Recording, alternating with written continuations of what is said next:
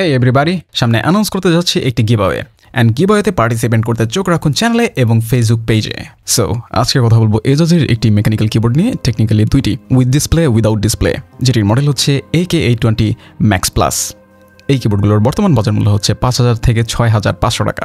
কিবোর্ডগুলো পাঠানো হয়েছে take diversity থেকে। আপনারা চাইলে ওনাদের অফিসিয়াল ওয়েব পেজ থেকে কিবোর্ডগুলো পারচেজ করতে পারেন, ওনাদের ডিটেলস ডিসক্রিপশনে দেওয়া থাকবে। অনেকে কনফিউজ হতে পারেন AK820 Max এর রিভিউ আবারও কেন। তার কারণ এই দুইটি অলমোস্ট সেম কিবোর্ড, ম্যাক্স প্লাসের মধ্যে এক্সট্রা ব্যাটারি অ্যাড করা হয়েছে। সো এই কিবোর্ডের ভিডিও এই পর্যন্তই। আই বাটনে ক্লিক করে 820 ম্যাক্সের ভিডিও দেখে নিতে পারেন। Tata, bye by.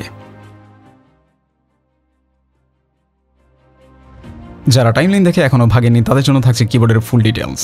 Basically same keyboard with minor changes.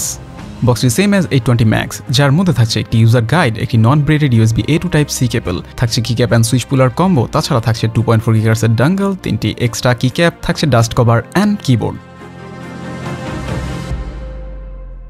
কিবোর্ডের build quality and design same as 820 max.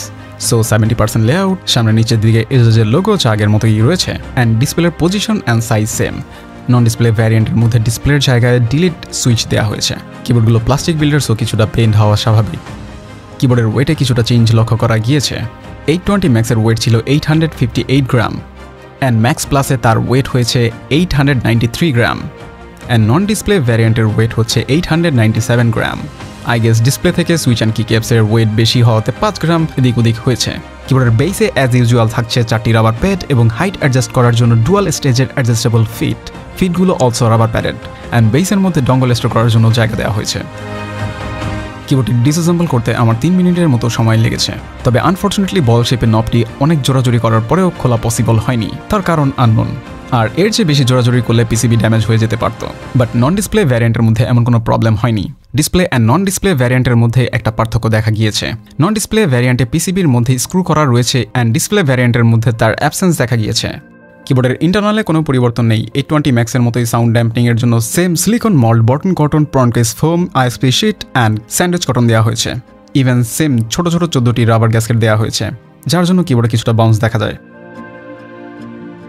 কিবোর্ডটিতে ট্রাইমোড connectivity দেওয়া হয়েছে, Bluetooth 5.0 connectivity, 2.4 GHz connectivity and USB connectivity. USB কানেকশনের জন্য টাইপ C পোর্টটি দেওয়া হয়েছে কিবোর্ডের উপরের ডান দিকে, অ্যান্ড তার পাশেই দেওয়া হয়েছে mode switch and windows to ম্যাকে সুইচ করার সুইচ। 820 ম্যাক্সে থাকা একটি 4000 mAh এর ব্যাটারি থেকে এক্সটেন্ড করে 820 ম্যাক্স প্লাসে দেওয়া হয়েছে দুইটি 4000 mAh এর ব্যাটারি, যার জন্য কিবোর্ডটির ব্যাকআপ পাওয়া যাবে দ্বিগুণ। আর এই 8000 mAh এর ব্যাটারি দ্বারা কিবোর্ডটি ফুল টাইম অ্যাক্টিভ রেখে ব্যবহার করলে ব্যাকআপ পাওয়া যাবে 22 থেকে 23 আওয়ার্সের মতো, অ্যান্ড 8GB অফ রেখে ব্যবহার করলে ব্যাকআপ পাওয়া যাবে 254 আওয়ার্সের মতো। So this is very massive number. So daily average 8 আওয়ারের মতো ইউজ করলে 30 দিন প্লাস ব্যাকআপ পাওয়া যাবে। কিক্যাপসের মধ্যেও কোনো পরিবর্তন করা হয়নি। Double shot PBT, non shine through, and কিক্যাপসের প্রোফাইল চেরি। কিক্যাপসগুলো বরাবরের মতোই গুড ফিনিশের অ্যান্ড 3 কালার অ্যাকসেন্টের। 820 ম্যাক্স থেকে সুইচে কিছুটা পরিবর্তন করা হয়েছে। ডিসপ্লে ভ্যারিয়েন্টের মধ্যে অটোমোড টার্টল শেল সুইচ দেওয়া হয়েছে, আর অটোমোড এই সুইচগুলো আমার দেখা এখন পর্যন্ত অটোমোড বেস্ট সুইচ। অবশ্য নন ডিসপ্লে ভ্যারিয়েন্টের মধ্যে এজাজের ডে ড্রিম সুইচ দেওয়া হয়েছে, আর এই সুইচগুলো কিক্যাপসের সাথে অনেক টাইটভাবে লেগে থাকে, যার জন্য কিক্যাপস খোলার সময় সুইচ পিসিবি থেকে উঠে আসে, আর এই ব্যাপারটা কিছুটা annoying. By the way, turtle shell সুইচগুলো 5 পিনের অ্যান্ড ডে ড্রিম সুইচগুলো 3 পিনের, অ্যান্ড পিসিবি অবশ্যই 5 পিন হট সোয়াপেবল। সো কোনো ধরনের ঝামেলা ছাড়াই সুইচ পরিবর্তন করে নেওয়া যাবে। সুইচগুলো প্রিলুপ, সো স্ক্র্যাচি সাউন্ড নেই। দুইটি সুইচের প্রেসিং ফিল কাছাকাছি হলেও সাউন্ড সম্পূর্ণ আলাদা। Turtle shell thocky and daydream crispy. দুইটি সুইচের মধ্যে কম্পেয়ার করলে টার্টল শেলের feel and sound both better than daydream switch. By the way, সুইচগুলো লিনিয়ার, আর এই সুইচগুলোর অ্যাকচুয়েশন ফোর্স 40 গ্রাম। কিবোর্ডের stab factory lube and hot swappable, আর এই স্ট্যাপগুলোর মধ্যে র্যাটলিং সাউন্ডের প্রেজেন্স লক্ষ্য করিনি। আর এই ব্যাপারটা আমাকে কিছুটা ইমপ্রেস করেছে, কারণ এজাজের ম্যাক্সিমাম কিবোর্ডের মধ্যেই র্যাটলিং সাউন্ডের প্রেজেন্স থাকে। সো ফাইনালি পাওয়া গেল এজাজের র্যাটল ফ্রি কিবোর্ড। কিবোর্ডের এলইডিগুলো সাউথ ফেসিং এর অ্যান্ড মোটামুটি ব্রাইট। কিবোর্ডে 18টি লাইটিং মোড রয়েছে, যা চাইলে সফটওয়্যার বা অনবোর্ড পরিবর্তন করা যাবে।